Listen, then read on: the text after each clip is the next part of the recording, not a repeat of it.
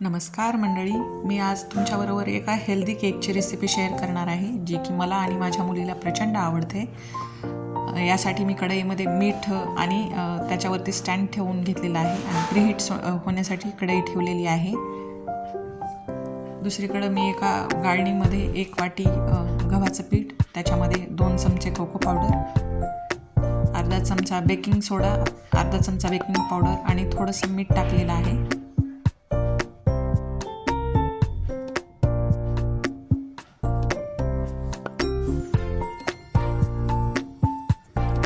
हे मिश्रण आपल्याला एकत्र करून घ्यायचं आहे.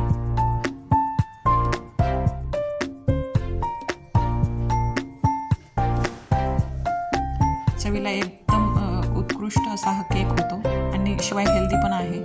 दुसरीकडं तुम्ही तूप किंवा तेल घेऊ शकता. मी इथे 1 वाटी तूप घेतलं आहे आणि त्याच्यामध्ये 1 वाटी पिठी साखर घेतलेली आहे.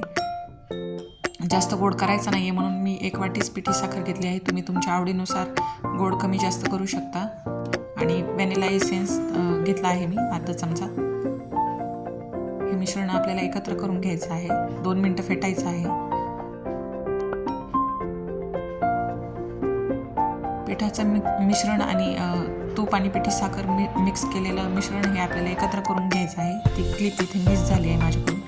आणि दुसरीकडे एका टिनला मी गव्हाचं पीठ आणि तूप लावून ग्रीस करून घेतलं आहे. त्याच्यामध्ये मिश्रण ओतून आपल्याला टॅप करायचं आहे, जेणेकरून गुठळ्या राहणार नाही, एअर राहणार नाही मिश्रणामध्ये.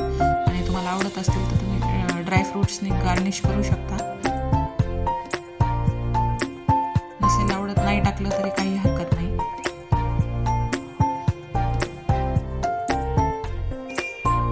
प्रीहीट केलेल्या कढईमध्ये आपल्याला मीडियम टू लो हीटवरती 45 मिनिट हा केक बेक करून घ्यायचा आहे.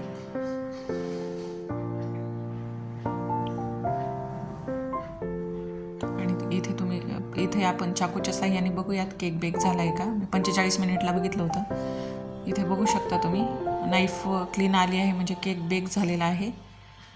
थोडा वेळ रेस्ट करून आपण तो कट करून बघणार आहे. आणि बघू शकता तुम्ही इथे किती मस्त केक बनून तयार झाला आहे. एकदम छान जाळी आलेली आहे केकला. आणि शिवाय हेल्दी आहे, म्हणजे तुम्ही तुमच्या लहान मुलांना घरी बनवून देऊ शकता बाहेरचा केक देण्यापेक्षा. इथे तुम्हाला कट करून दाखवते आहे मी. खूप छान झालेला आहे आणि चवीलाही तितकाच छान झाला होता केक. खूप मस्त. व्हिडिओ आवडला असेल तर लाईक, शेअर आणि सबस्क्राईब नक्की करा. व्हिडिओ